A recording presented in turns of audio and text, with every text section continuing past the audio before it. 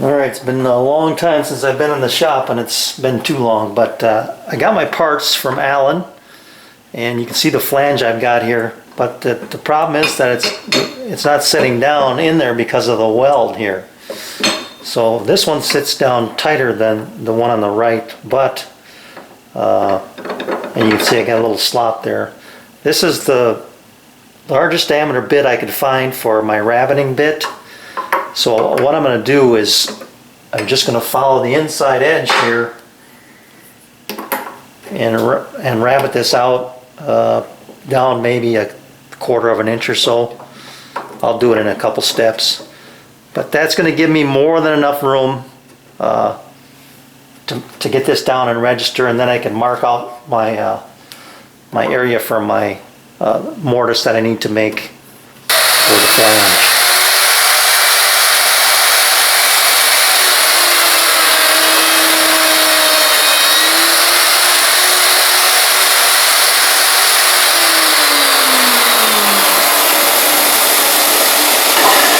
That gave me a nice clean hole, and plenty of room now to drop this in there and make my mortise. Alright, I located my holes with a Vise bit here after I had clamped this in place. Scribed around the outside with my utility knife. So I can take this out now and establish these shoulders.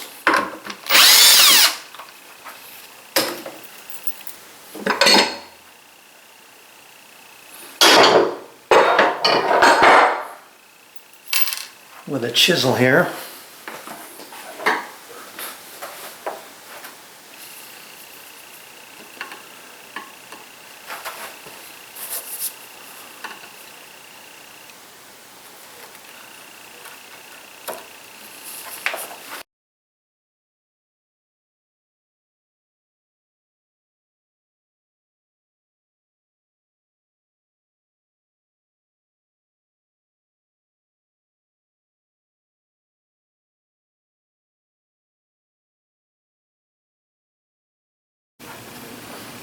Okay, here's how I'm setting my depth of cut. I just got this one in the hole it's going in, and the other one off the Acme thread, and I'm just using it as a depth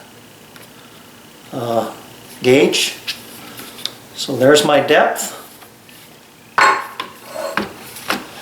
Now I can route to my line here.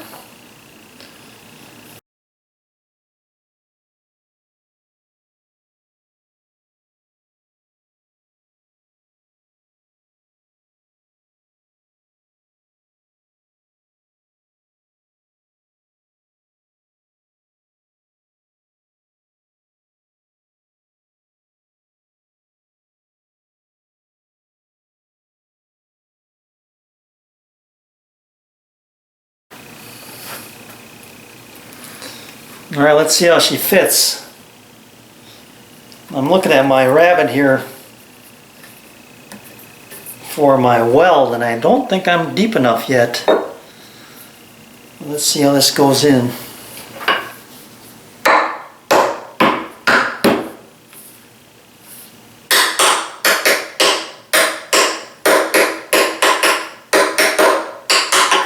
Yeah, I think my depth is good for the flange, but I'm still rocking on that weld. So I've got to rock that down a little bit deeper yet. I'd say it's about 1/8, and I probably got to go another 1/16. So before I do that, though, as long as I've got this set at the proper depth, I'm going to route out the other mortise on this side here, and then I'll take it apart. All right, let's see how they go in now. I also took the time to mark these to make sure I put the same plates back in the same mortises.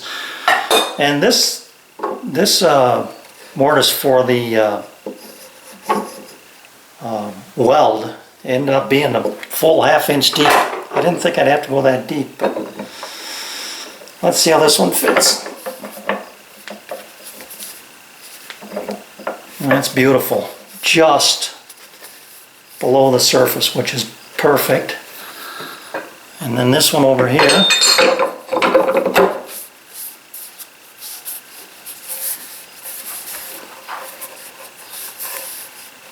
Just a fraction high right there. Oh yeah, I can see why now. Didn't quite get this cleaned out right here.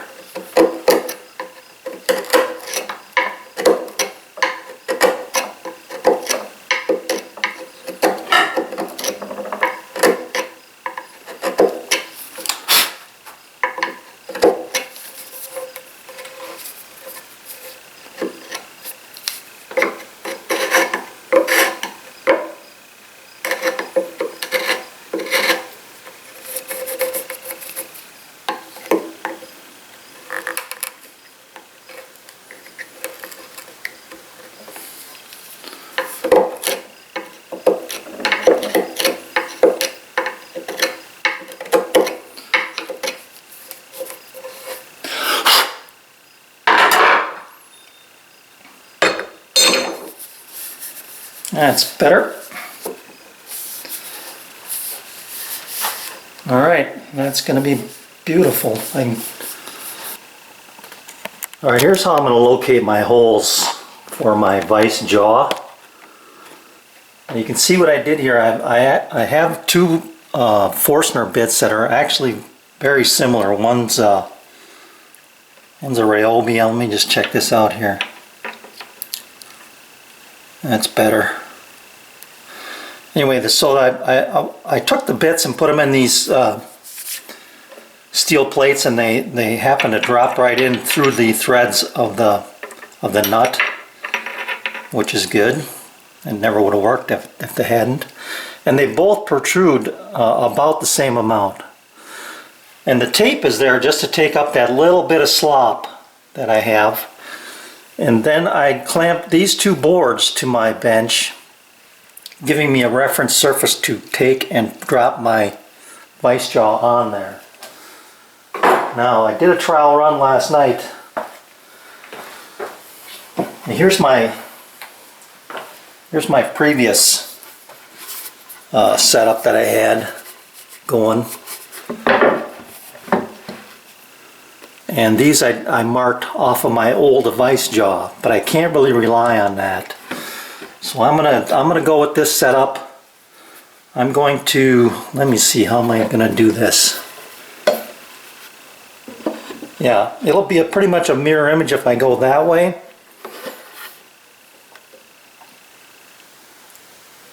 Yeah, because I had my vise jaw sitting on top on this direction, so doing it this way from the back side, I'll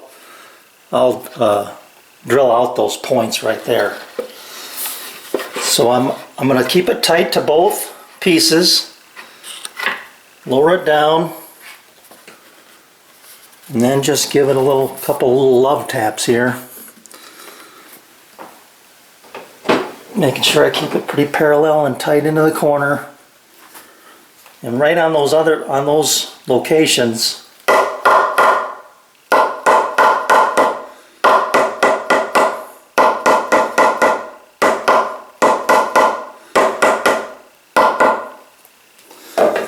that should be perfect. And there they are. Hopefully you can see that.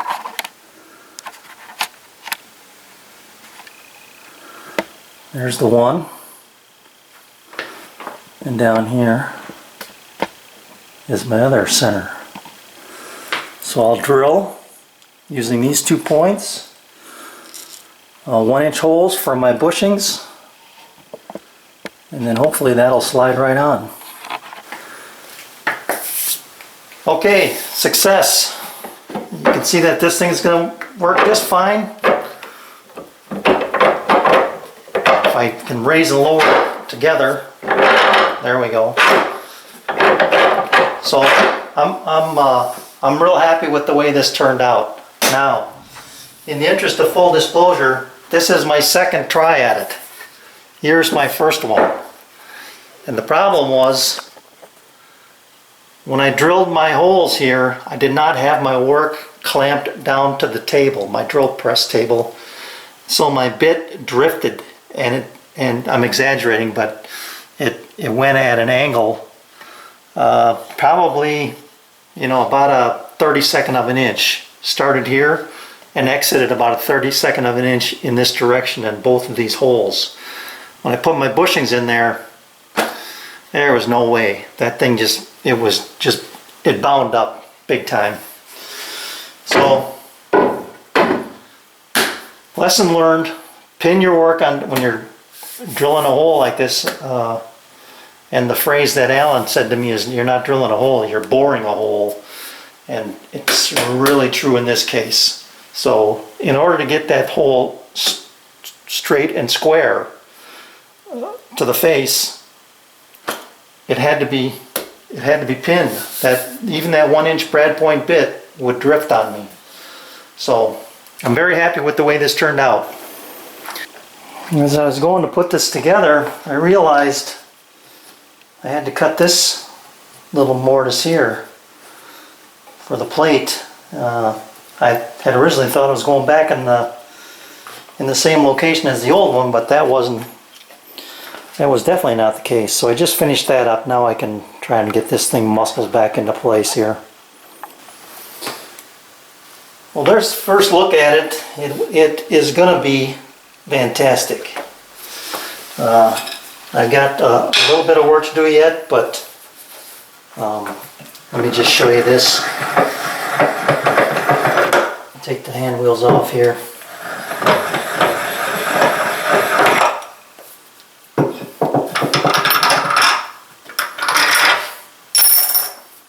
So the vise jaw works really nice and smooth.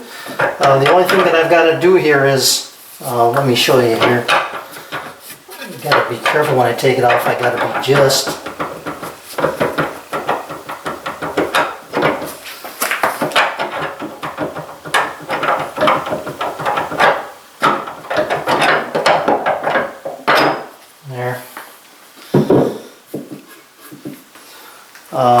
Right here, my leg is just a bit proud.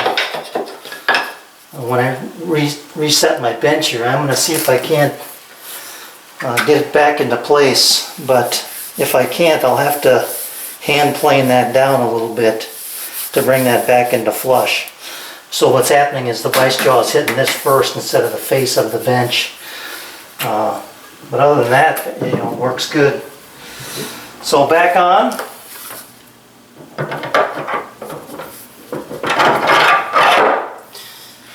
And then a couple washers. Let me bring this out a little bit. I'll put a piece of wood in here.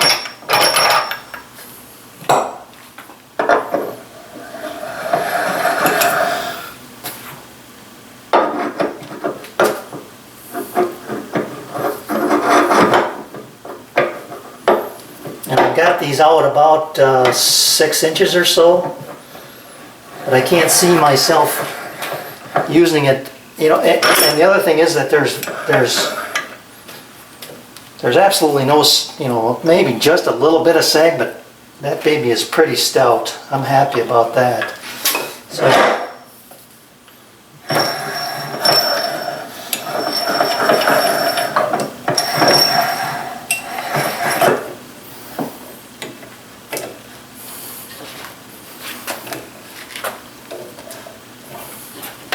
There you go. That baby is locked in there. So I can do whatever operation I want to that. Just that easy. We're out. So a little bit of fine tuning to do yet, but overall I am extremely happy with the way this is going to work compared to my other vise that I had in here, that Veritas twin screw. And then you can see here that I'm just below the surface there too, but nothing I can really do about that. So like I said, the next time I should have left it a little, you know, given it 1/8 of an inch this way, then I could have planed that flush. But that's not going to affect my using this bench at all.